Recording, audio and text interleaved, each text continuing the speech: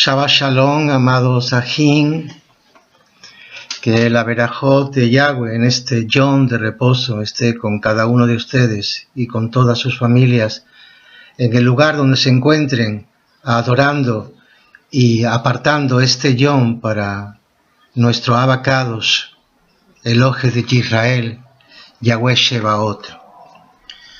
Siguiendo con la enseñanza, con la halajá, mis amados, de que nuestra emunat es una emunat híbrin, hebrea y no griega, debemos de situarnos en el lugar que nos corresponde y darle a la halajá, a la enseñanza y a la Kitzbeh HaKodesh, a la escritura sagrada, el lugar hebreo que tiene y que se le dio siempre.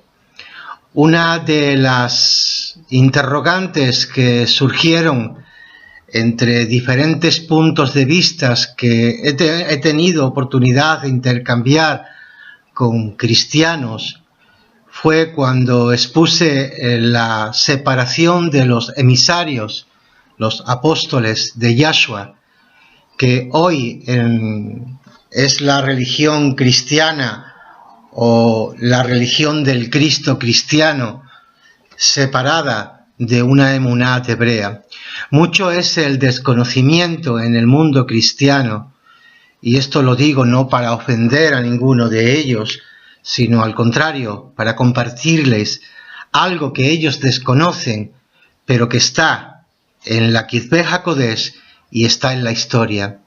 Mucha es, como he dicho, la desconexión entre lo que se conoce vulgarmente como cristianismo primitivo y el movimiento de la fe nazarena entre el cristianismo actual de hoy día.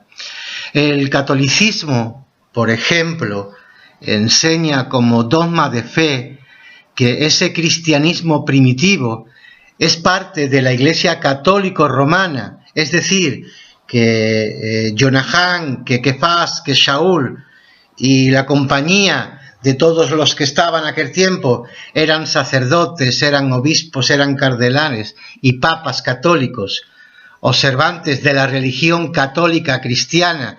Sin embargo, cualquier estudiante sincero sabe que esta institución religiosa, como la reconocen hoy día, nació en siglos posteriores y no hace falta ser muy docto en estas cosas para poder averiguarlo en cualquier biblioteca. La Iglesia católica, apostólica y romana no surgió con Yahshua y los Shaluchim, sino que nació 3 siglos más tarde. Lo cierto es, mis amados, que no se parece en nada a aquel movimiento judío inicial en Israel y Jerusalén, la halajá de nuestro Masías, la enseñanza de los apóstoles, la que ellos estaban, no tiene nada que ver con la que surgió más tarde desde Roma. Intentaré en la manera de lo posible, mis amados, el poder argumentar y fundamentar lo que estoy diciendo. Desde luego, invitándoles a todos ustedes a que, si lo desean, investiguen a profundidad lo que a continuación les voy a exponer. Cualquier comentario estoy a su disposición. Yo no lo sé todo, pero lo que he averiguado, mis amados, se los comparto para nuestra edificación y para la gloria de nuestro eterno Abba Yahweh. Una de las cosas que quiero aclarar, mis amados, es el concepto de la palabra cristiano o cristianos, palabra que en híbrin, en hebreo, no existe. En el trasfondo hebraico de la palabra escritural, la palabra bíblica, un cristiano es un seguidor de la esperanza judía en el Masías de Israel, en Yahshua, que fue enseñada por los líderes del movimiento judío conocido en Israel como el Haderech, el camino. Cuando leemos los libros históricos, y esto cualquier teólogo lo sabe, encontramos que la palabra cristiano es una derivación griega de su traducción y que efectivamente, mis amados, designa a un creyente en el mesianismo de Yahshua y que puede ser judío israelita o de origen gentil, pero ambos creyentes en el mismo Yahshua. Fueron los creyentes de origen gentil en Antioquía, donde dicen, según ellos, se les llamó cristianos al movimiento nazareno o mesiánico de los apóstoles, que ya se había iniciado en Israel. En Antioquía, mis amados, lo único que dice la Escritura es que le llamaron, los de Antioquía, que eran griegos y paganos, le llamaron cristianos. Y esto era una palabra helenizada, que en castellano debió de ser aplicado como mesiánico. Sin embargo, le pusieron el nombre de cristianos.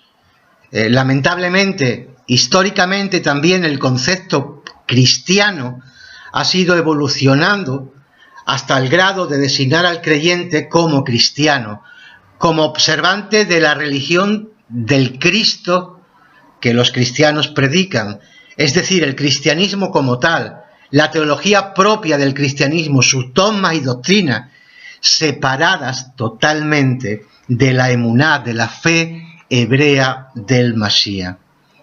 Pues bien, mis amados, Kefas y compañía eran Yehudí, eran judíos, nazarenos, eran mesiánicos, porque creían en Yahshua como el Masías de Israel, y judíos porque donde se comenzó era en la tribu de Judá. Y nadie puede poner en duda que esto era así.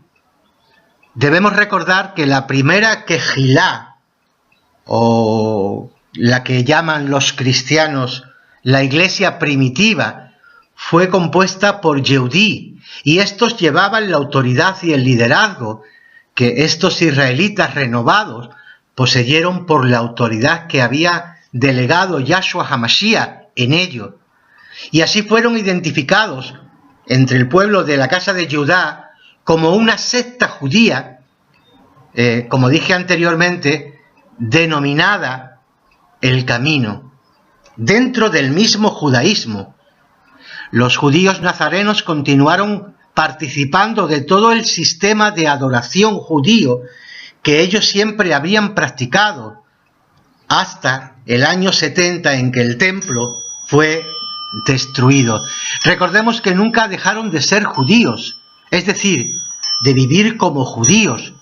No es extrañar que en la Kizbe HaKodesh estén documentadas escenas como que en la que Jonatán y Kefas fueron al Beit HaMikdash, al templo, para rezar Minjá, el rezo vespertino, de manera que en Israel, después de la muerte y resurrección del Tzaddik justo, Yahshua, surge un nuevo Sanedrín mesiánico, conformado por los emisarios, los apóstoles, y por los ancianos de Jerusalén, que se habían convertido a la emuná del Mashiach.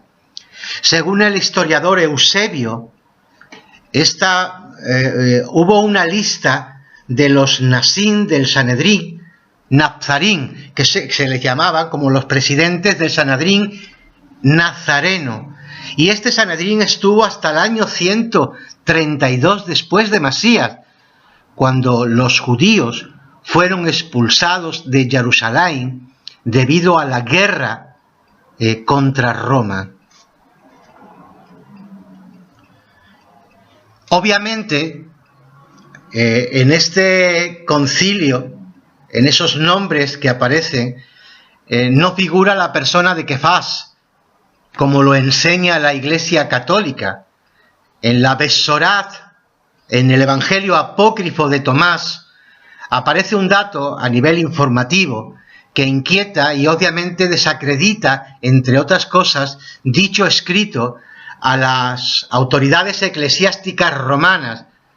Cuando los talmidín de Yahshua le preguntaron quién será su jefe o a quién deben acudir después de que él se vaya, la respuesta de Yahshua fue que debían acudir a Jacot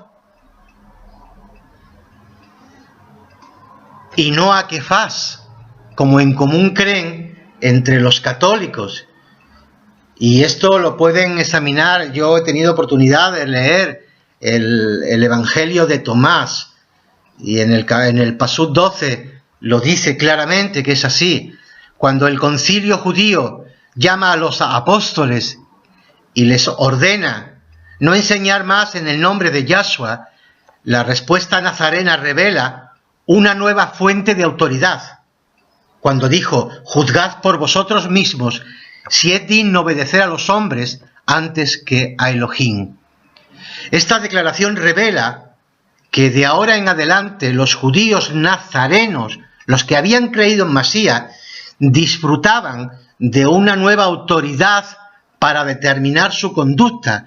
Ya no era el Sanedrín de los judíos, sino que era el Sanedrín de los ancianos y de los apóstoles. La frase lo que será atado, lo que ates será atado y lo que desates será desatado, es una palabra hebraica 100% que tiene relación con el establecimiento de enseñanzas de alajás, de enseñanzas de la Torá, y no lo que por los siglos se ha pensado de que es un dicho de nuestro rabí y que indica tener la pseudoautoridad divina de implantar dogmas filosóficos como se han adjudicado o se adjudicaron los católicos romanos. Así que en Israel surgen dos autoridades, dos concilios: el judío rabínico, que no reconoció a Yahshua como el Masías, y el judío nazareno, el que sí reconoció a Yahshua. El judío rabínico estaba compuesto por las autoridades del templo, que contaban con el respaldo del Imperio Romano, quien los continuaba poniendo y quitando a su conveniencia política. Y luego está el judío nazareno, que ahora se movía bajo la autoridad del propio Masías por medio del Ruach HaKodesh, que era el que los estaba guiando. Debido a que en Jerusalén ya no existía ni tampoco Israel como nación, esto fue después de la Segunda Guerra entre judíos y romanos, los judíos nazarenos fueron disminuyendo lentamente debido a estas circunstancias específicas, y a un nuevo liderazgo comenzó a tomar la dirección del movimiento nazareno. Sabemos por Eusebio, que era un historiador, que 13 líderes judíos regresaron a Jerusalén después de su primera destrucción en el año 67 después de Masías, y dirigieron el movimiento mesiánico hasta el 135 después de Masías, cuando tiene lugar la Segunda Guerra contra los romanos. Y la verdad es que a partir de la conclusión de la guerra y la victoria romana sobre los judíos, los gentiles convertidos al mesianismo judío de Yahshua tuvieron que asumir la dirección del movimiento nazareno por la ausencia forzada a base de espada romana. No olvidemos tampoco que esto se debe en parte a que los judíos fueron perseguidos por los romanos por el solo hecho de ser judíos. Cuidado, fueran creyentes en Yeshua o no lo fueran. Los romanos, cualquiera que fuera judío, a ese perseguía. Y eso es algo que lo demuestra la misma historia. Asimismo, Yahshua ya había profetizado dichos acontecimientos. en lo cual se esperaba de los creyentes de origen gentil en Yahshua, al dejar de haber judíos en Israel y ser perseguidos por el Imperio Romano, continuarían ellos de esta manera por el camino de los Shalujín, apóstoles, como le habían enseñado y como le habían transmitido. Pero lamentablemente, mis amados ajín, no ocurrió así.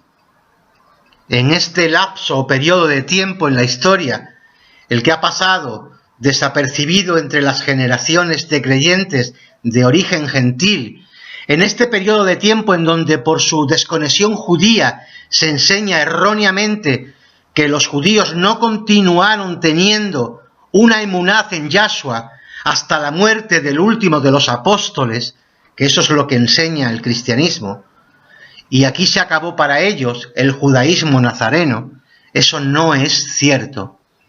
Hay un par de cosas importantes que significaron la desconexión del judaísmo nazareno y el inicio del llamado cristianismo como se conoce hoy día.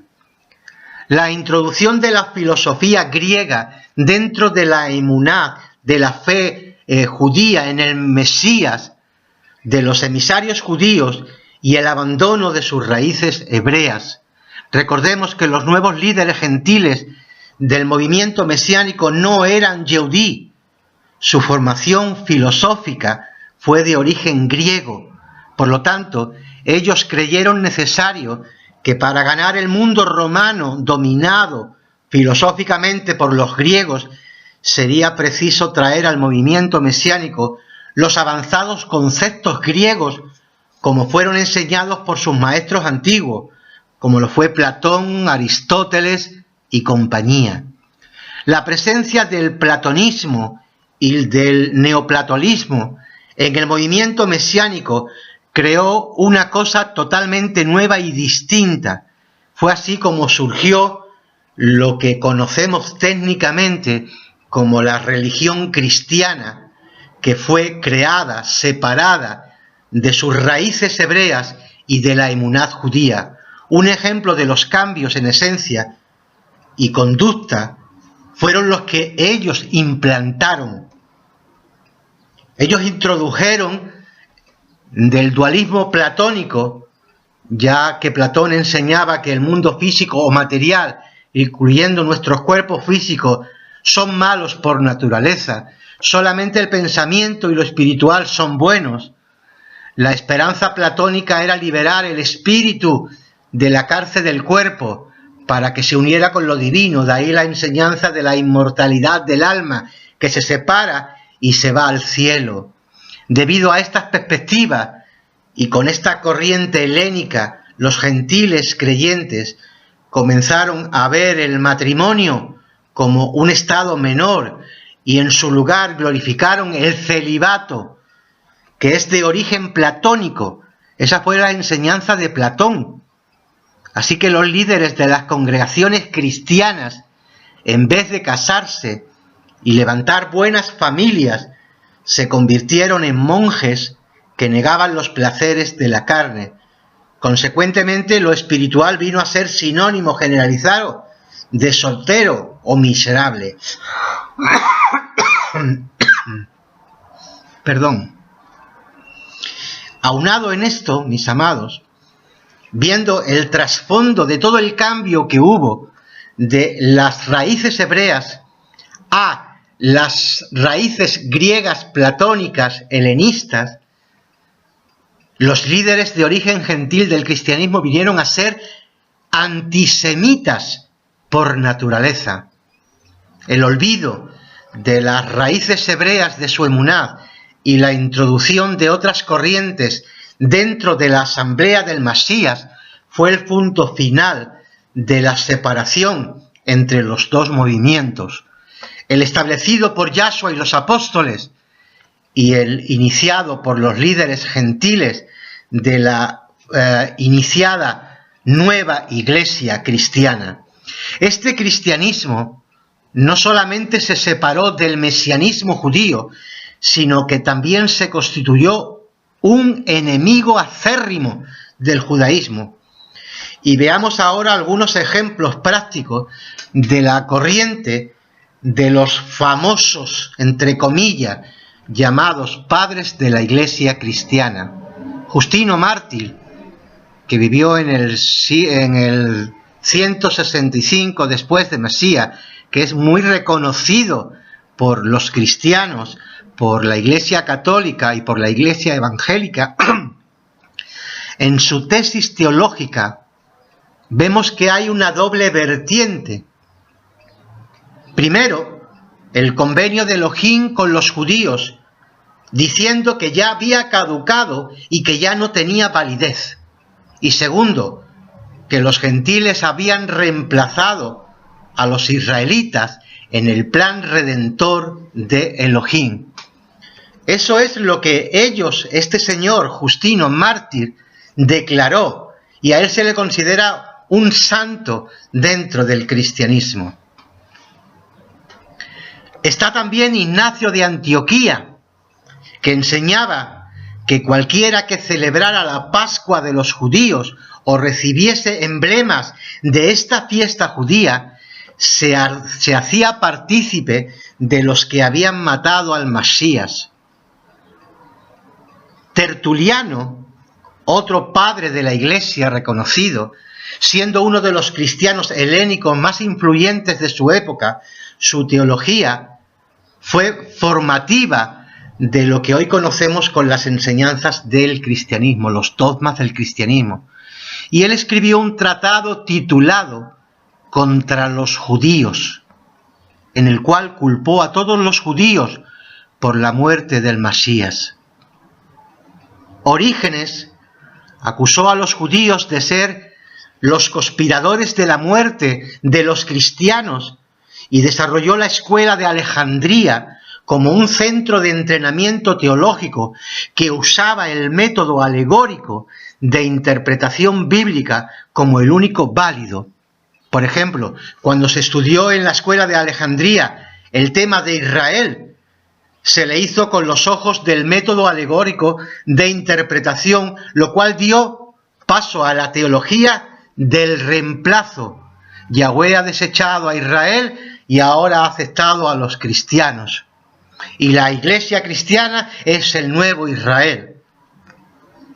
Las maldiciones entonces se dejaron para el Israel físico y las bendiciones al Israel espiritual, que según ellos era la Iglesia cristiana recién formada. Y desde entonces, lamentablemente, estas dos entidades distintas o dos Israeles existen en la mente de todos los cristianos. Eusebio también fue otro padre de la Iglesia muy reconocido. Vivió en Cesarea y Orígenes dejó a su amigo y discípulo la dirección del centro teológico donde se graduó Eusebio, quien vino a ser conocido como el padre de la historia de la Iglesia cristiana. Eusebio fue muy claro con su método de interpretación alegórica. Las maldiciones del Tanaj del Antiguo Testamento están sobre los judíos y las bendiciones sobre el nuevo Israel, que es la Iglesia cristiana, es para nosotros. En esto siempre él estuvo la influencia de todas las filosofías griegas y romanas.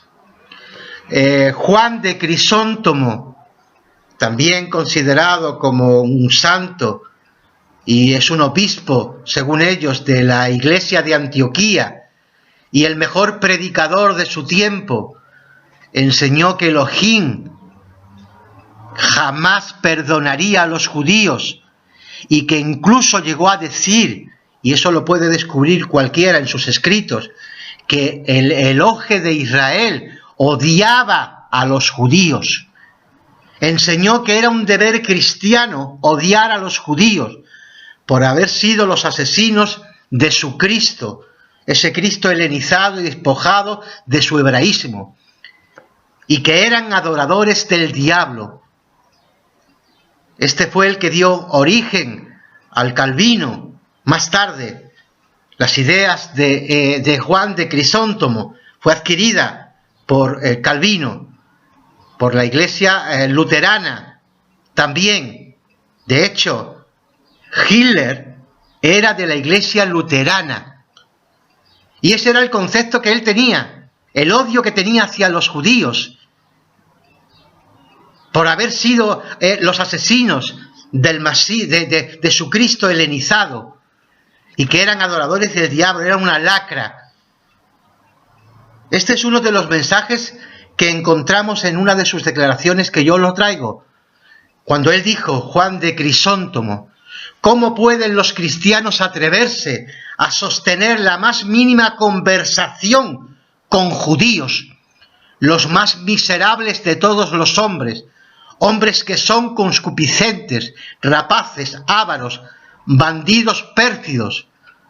¿Acaso no son ellos asesinos, destructores, hombres poseídos por demonios, a quien la mala vida y la embriaguez han entregado a las costumbres de los cerdos y de las cabras concupiscentes? Ellos solo conocen una cosa: satisfacer sus agallas, emborracharse, matar y estropear. Y la sinagoga de ellos es solo un teatro, una casa de prostitución, una caverna de bandidos, una reparación de bestias salvajes, un lugar de vergüenza y de ridículo, el domicilio del diablo, como también lo son las almas de los judíos. Y en verdad os digo que los judíos adoran al diablo, sus ritos son criminales e inmundos, su religión es una enfermedad, su sinagoga, de nuevo, una asamblea de criminales, una cueva de ladrones, una caverna de demonios, un abismo de perdición. Yo también aborrezco a la sinagoga. Dios aborrece a los judíos y siempre aborreció a los judíos. Yo también aborrezco a los judíos. ¡Wow, mis amados! Esta era la enseñanza de los padres de la Iglesia de la nueva religión formada llamada cristianismo.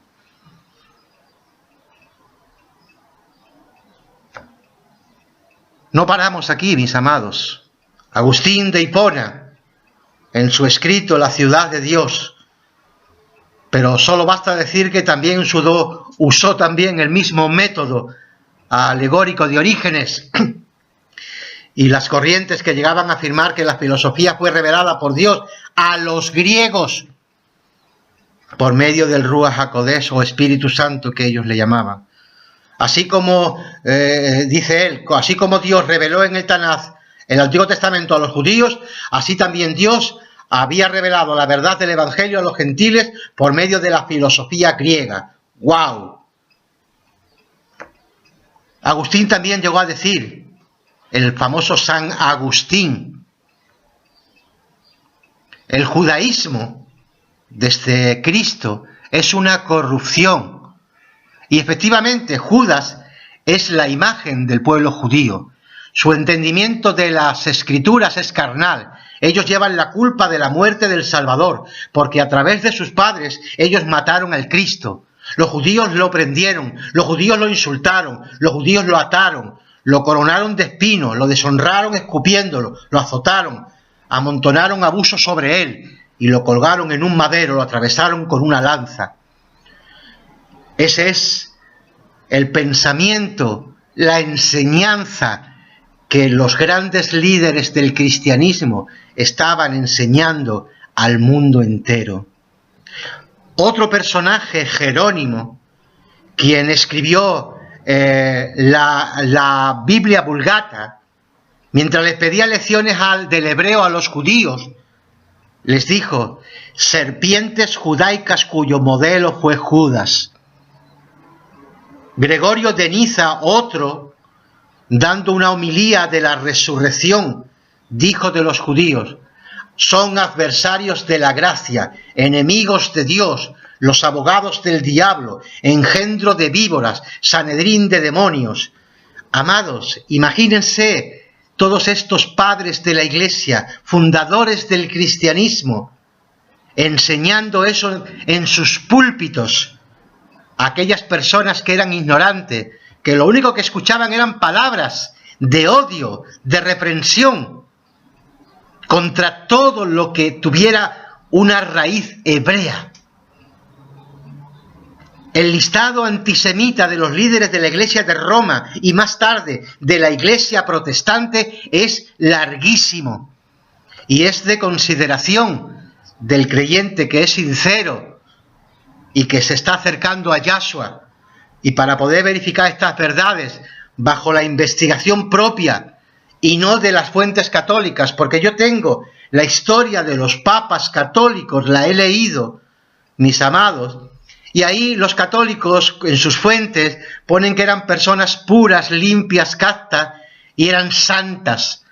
Pero sin embargo la historia seglar, que eran los que vivieron bajo esos papados, esos papas, afirman que eran unos criminales, unos promiscuos, unos ladrones, unos asesinos, homosexuales y de todo lo peor que había.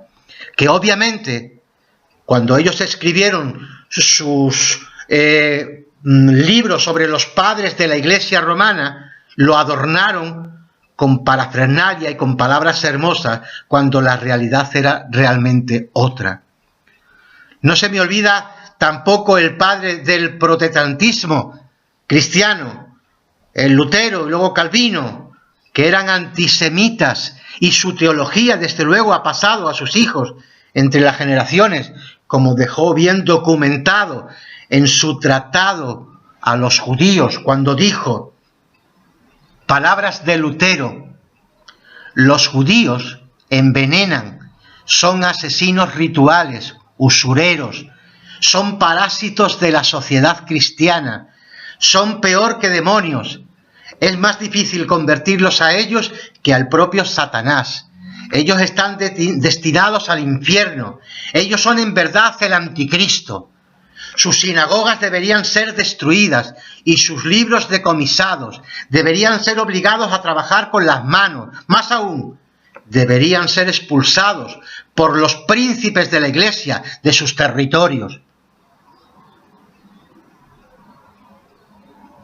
Todas estas personas, mis amados, eran miembros de la Iglesia cristiana, líderes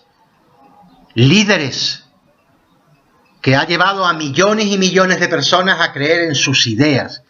Ahora entienden ustedes por qué Hitler hizo lo que hizo. Ya lo venía mamando desde que era niño. Se lo habían estado inculcando en su iglesia, en sus ideas, porque exactamente hizo lo mismo. Bueno, llegó a hacer más. Llegó a exterminarlos. Esa era la idea que tenía él, exterminarlos. A eso llegó todas estas ideas, todas estas enseñanzas cristianas en contra de la Torá de Yahweh, del pueblo de Israel. Estos padres supuestos de la Iglesia cristiana olvidaron que la muerte del Mesías era una exigencia profética, que lo tenemos en Yesayat, en Isaías 53:10, en Daniel 9:26, en Zacarías 12:10, que estaba profetizado que tenía que morir.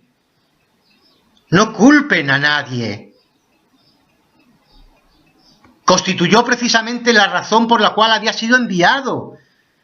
Y Yeshua mismo lo explicó a sus talmidín cuando les dijo: es necesario que el Mesías padezca estas cosas y que entrara en su gloria. A los cambios y separaciones que estaban comenzando a dar previamente entre el judaísmo rabínico y el judaísmo nazareno, y luego entre el mesianismo judío y el cristianismo o la religión cristiana, la separación ahora entre estos dos últimos da un giro completo cuando le quieren dar una fecha a la resurrección de Yahshua. Y lo hacen los romanos, y lo hacen de forma oficial. Como todos seguramente sabrán o lo habrán leído, para ellos el día de la resurrección y la fiesta de la Pascua caen en fechas separadas. Desde el punto de vista bíblico, la fiesta de Pesaj debe ser celebrada el 14 del primer mes hebreo, que es el mes de Abib, según lo había establecido Yahweh en el Sefer de Vayigrá de Levítico 23. Y fue precisamente durante estos días de fiesta que Yahshua fue ajusticiado. Por otro lado, el cristianismo celebra el día de la resurrección en una fecha diferente. El primer domingo después que aparezca la primera luna llena, que ocurre después del equinoccio de primavera, es decir, cuando la primavera comienza. Ahora Yahshua ya nos resucitó el primer día de la semana. Ahora resucitó el primer día de la apertura de la primavera. Según la Besorá, él resucitó el primer yom de la Shabua, de la semana, después de la celebración de la Pascua y de panes sin levadura, en la fecha establecida por Yahweh en Vayigrá. Pero vemos en la historia que ellos la cambiaron por el odio que tenían a todo resquicio hebreo. ¿Quién cambió la fecha? ¿Quién tomó la autoridad para imponerlo al mundo cristiano? Cuando ocurrió este cambio, ¿quién lo hizo? Lo hicieron porque ellos adoptaron en ese mismo tiempo un calendario diferente. A partir del segundo siglo después del Masías, las iglesias cristianas en el imperio comenzaron a usar el calendario romano en vez del calendario hebreo. Y esto se debió a los decretos imperiales que fueron establecidos por Adriano a partir de la victoria en la Segunda Guerra contra los judíos en Roma, que fue enviada desde Roma. Adriano prohibió la celebración de todos los festivales hebreos. Y tanto los judíos nazarenos como los mesiánicos fueron expulsados de Roma y se les prohibió su entrada en la ciudad.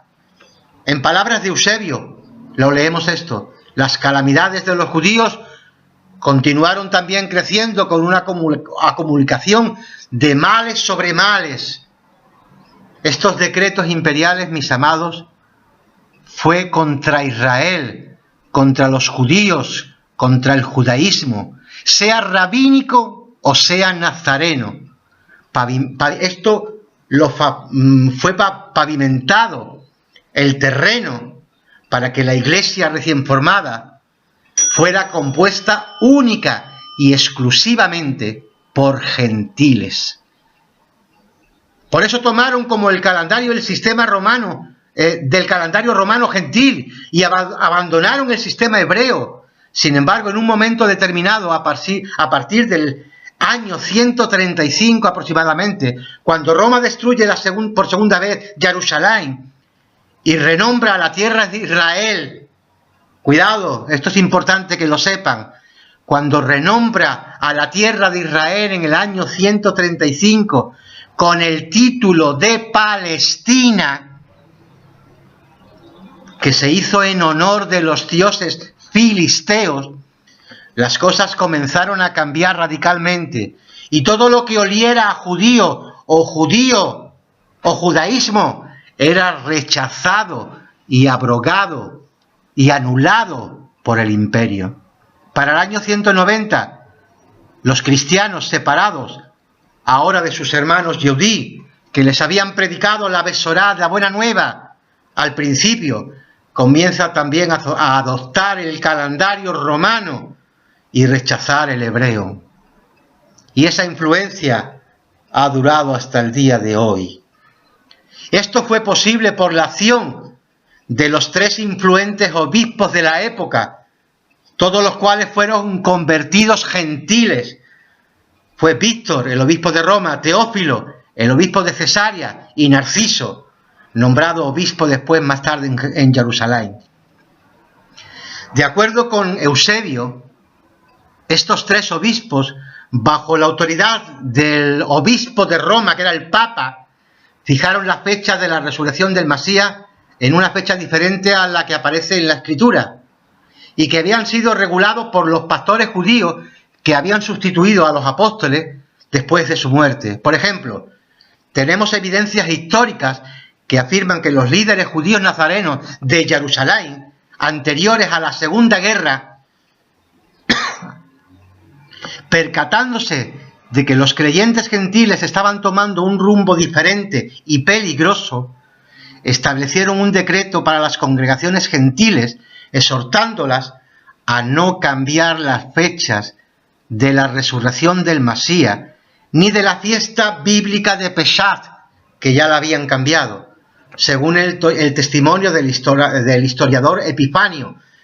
Esto fue lo que ellos dijeron: ustedes, líderes creyentes de origen no judío, no deberían cambiar la calculación del tiempo, sino que deberían celebrarla en la misma fecha que sus hermanos de la circuncisión. Con ellos, observen la Pascua. También sería bueno que consideremos, mis amados Sajín, que hubo hermanos fieles que se mantuvieron hasta el final y fueron perseguidos. Saúl, a los creyentes de origen gentil en Roma, donde ya se concedían ideas extrañas y reemplazantes del pueblo de Israel, él les explica: ¿ha desechado Yahweh a su pueblo? De ninguna manera. Esto lo encontramos en la Sefer a los romanos. Personalmente, no creo que sea coincidencia ni casualidad que esta explicación fuera dada a los creyentes romanos, que fue donde comenzó esa idea del cambio, de que ya no era al pueblo judío, sino que era al pueblo gentil. Sin embargo, cerrando sus oídos al clamor de sus hermanos, los que defendían la emuná, el obispo de Roma decidió continuar por un camino diferente, y con el apoyo del obispo de Cesarea y del recién establecido en Yahweh, una nueva fecha para la celebración del Pesaj y la resurrección de Yahshua fue establecida en esta Iglesia católica de todos ellos, romanas. La reacción de los orientales, los obispos de Asia, la parte oriental del imperio, frente a esta propuesta no se hizo esperar. Reaccionaron negativamente, y uno de los obispos de este área, llamado Polícrates, escribió a Víctor, el obispo de Roma, y le dijo, entre otras cosas: nosotros, por lo tanto, la seguiremos observando en el día genuino, ni quitándole ni poniéndole. Porque Felipe, uno de los 12 apóstoles, así lo hizo. También sus hijas. También lo hizo Jonahán, quien fue enterrado en Efeso. También lo hizo Policarpo de Esmirna. Todo esto según lo que dice la Besorá. Observaron la fecha del 14 de Nisán para la Pascua, como había ordenado Yahweh en el libro de Levítico, sin desviarse para nada del mismo, sino por el contrario, siguiendo las reglas de la emuná, como lo hicieron además mis parientes, también los obispos, siempre observando el día cuando el pueblo sacaba fuera la levadura de sus casas. Yo ahora, hermanos, después de haber cumplido 65 años sirviendo al Masías y habiendo escudriñado completamente las Kitvei HaKodesh, las Sagradas Escrituras, no me alarmo para nada de todas las cosas que ustedes están imponiendo para intimidarme, porque aquellos quienes fueron más grandes que yo dijeron: debemos obedecer primero a Elohim antes que a los hombres. Estas cuestiones, mis amados Sajín, la pueden encontrar en los escritos de Eusebio, en los escritos de los padres de la Iglesia. Después de esta carta que escribieron estos hermanos de la Quejilás, que se encontraban en Asia, que fue enviada al obispo de Roma, quejándose de que ellos no iban a hacer caso a lo que decía el Papa, como era de esperarse, el obispo de Roma mandó excomulgar a toda la Iglesia de Asia, a todas las congregaciones de Asia, y así lo hizo circular con un escrito por el resto de todas las iglesias que existían en el imperio. Y esta controversia estuvo vigente hasta que fue traída al concilio de Nicea, que fue el primer concilio ecuménico de la iglesia gentil, el famoso concilio de Nicea en el 325, que fue presidido por Constantino, que se había nombrado obispo de Roma, y otro obispo de Roma no pudo asistir y en su lugar lo representaron dos obispos más que estaban con él. Este concilio declaró al final de que todas las iglesias cristianas deberían celebrar la Pascua y la Resurrección el mismo día, no según lo habían practicado los judíos, sino según la idea establecida por Víctor, el obispo de Roma, o sea, el primer domingo después de la primera luna, en la entrada de la primavera, según el calendario del Imperio Romano.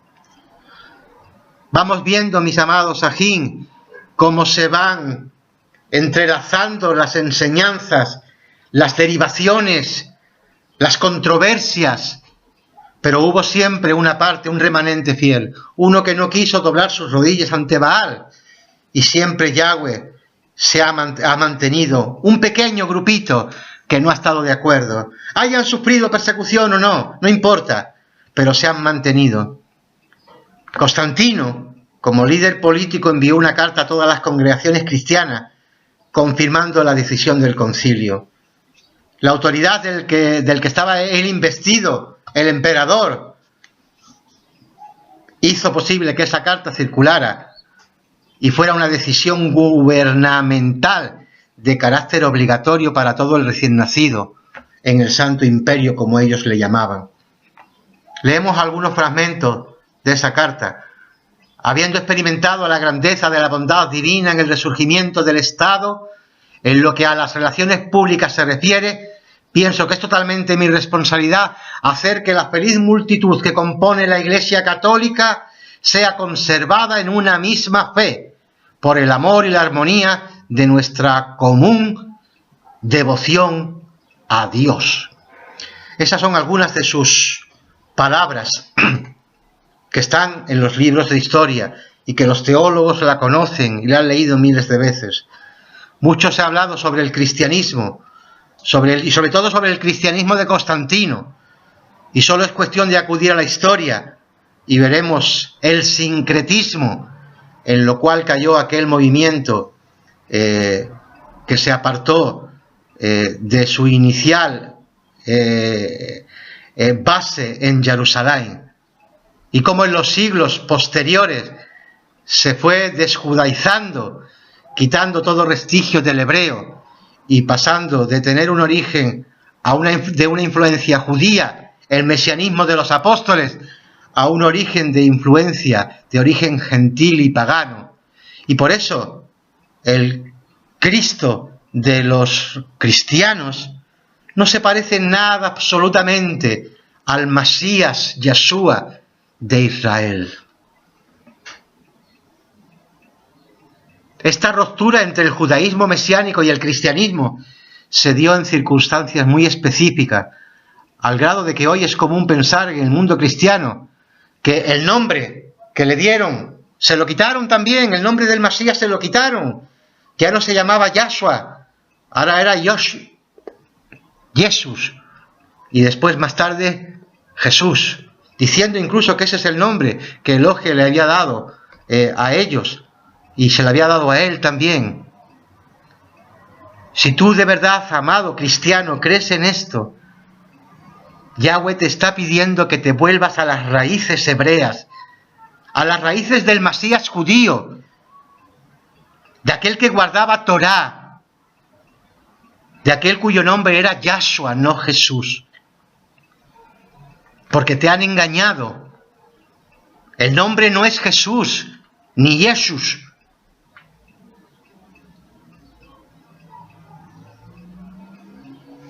La doctrina judía de Yahshua y los apóstoles sale a la luz. De nuevo Yahshua y Yahweh la han sacado. Con este remanente en este último tiempo. Y mientras más usted regrese al origen de la primera comunidad del creyente en Yahshua, dejará de ver a cardenales y papas y verá a judíos que se movieron en un entorno judío y que no se separaron de su modo de adoración judía que siempre conocieron. A veces el cristiano piensa que la conversión de Saúl fue de religión a religión y que dejó de ser judío para hacerse cristiano. Y eso no es así, nada más lejos de la verdad.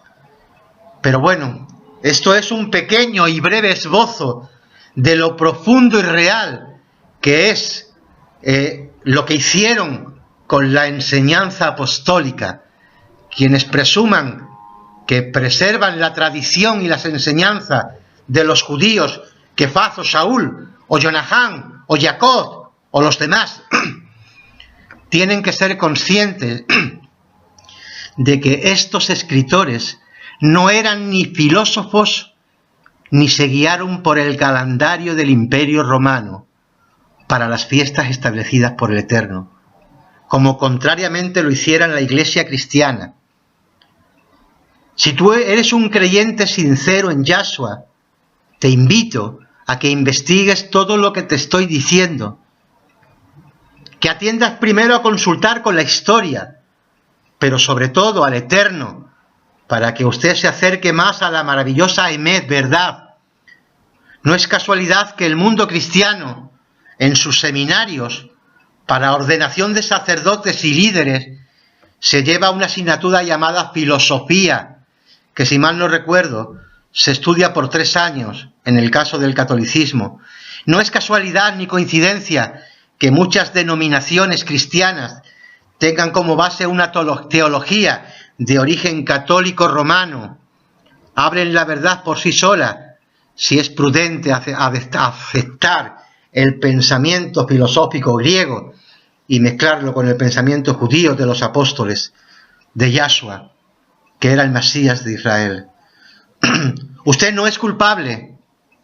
Usted ha sido enseñado por los errores de otros, de padres de sus padres, y así hasta que llegamos al comienzo de la herejía.